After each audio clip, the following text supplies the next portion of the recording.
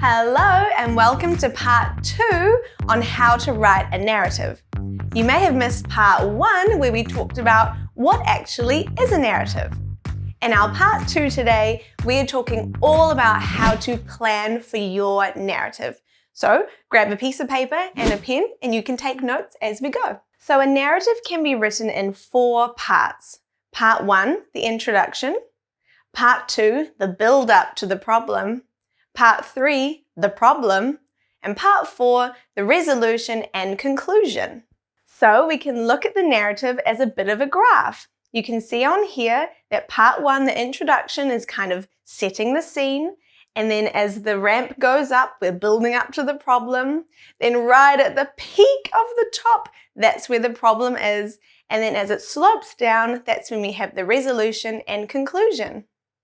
I always use that graph when I'm doing my planning and writing because it helps me lay out which parts I need for my narrative. So let's talk about part 1, planning. This is where we need to set the scene and introduce the characters. So these are the really important parts to include who, what, when, where, why, and how. So this is how I have included these parts in my planning. So my planning for part 1, the introduction, I've got my narrative topic or my title, going to the beach. So for who, I've got me and my friends. What, going for a day at the beach. When, summer holidays. Where, the beach. Why, it is a hot and sunny day. How, we are feeling excited and ready for a cool down.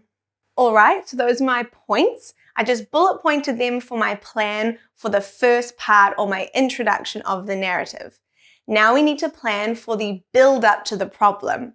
This is where there needs to be a little bit of a hook, a little bit of a clue that lets the reader know that something bad is about to happen. So this is a really important part to plan for. Let's have a look. So for my planning for part 2, the build up to the problem, I was giving details about the characters. So the characters are teenagers, they borrowed a parent's car with permission, and they are carefree.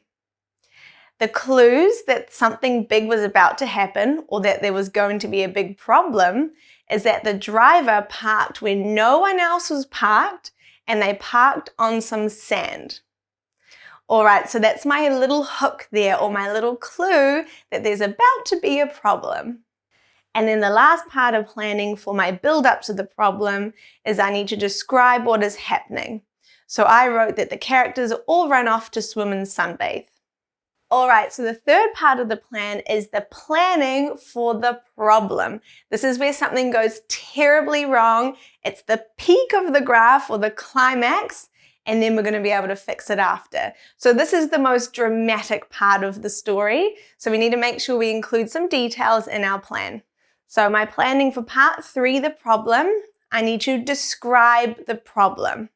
So the car is stuck in the sand when they go to leave. Why is the problem such a big deal? The characters had to be home by a certain time. And describe the characters' feelings. People are stressed, nervous, and worried. So as you can tell in the planning part for the problem paragraph, there's a lot of extra detail on feelings, what's happening, what we can see around us. So my planning for part 4, the resolution and conclusion, this is when the story has to calm down again and everything's going to be all right.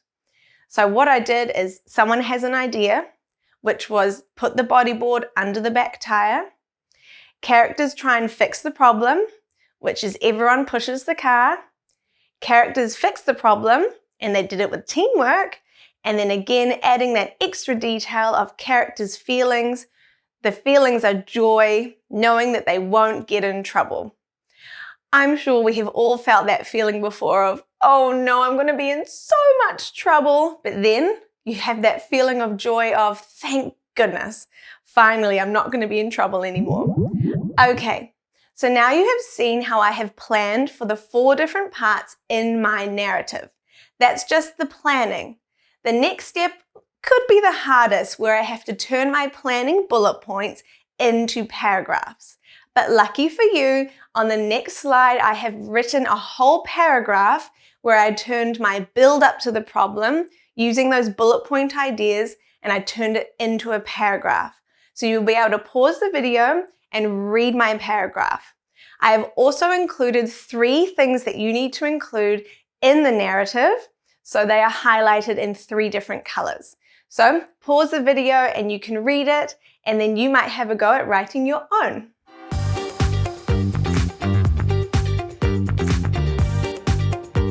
Okay, so that was all for part 2 on how to write a narrative, and this was all about how to plan for your narrative. Now make sure you click subscribe so you can see all the other writing videos that I have for you guys, and I will see you in part 3 of the narrative series on how to write an introduction for the narrative. All right, I'll see you there.